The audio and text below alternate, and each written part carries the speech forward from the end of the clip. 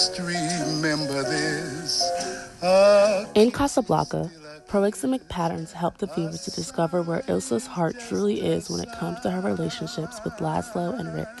Before I get into specific details of Casablanca, let's first discuss what proxemic patterns are.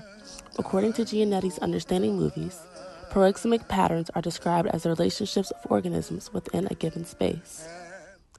In this scene of Casablanca, we see that Rick and Ilsa begin the scene a good bit separated from each other.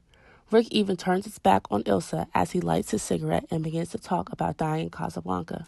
The scene escalates when the gun is pulled and escalates even more when Rick moves towards Ilsa while the gun is pointed at him directly.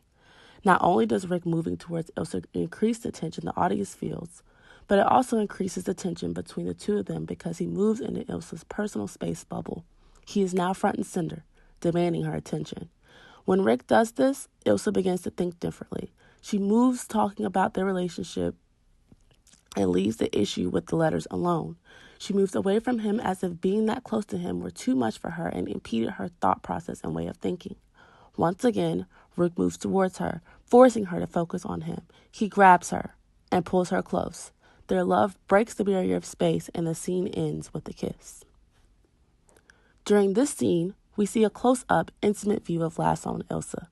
The lack of space in between the two characters proves that they have an intimate relationship. The problem occurs when we focus in on Ilsa and her body language. In this scene, we can tell she is physically there and may slightly be there emotionally, but mentally she is elsewhere. In this scene, the same distance is between Ilsa and Laszlo as was with Ilsa and Rick, but Ilsa's tone was completely different. This shows the audience where her heart truly was.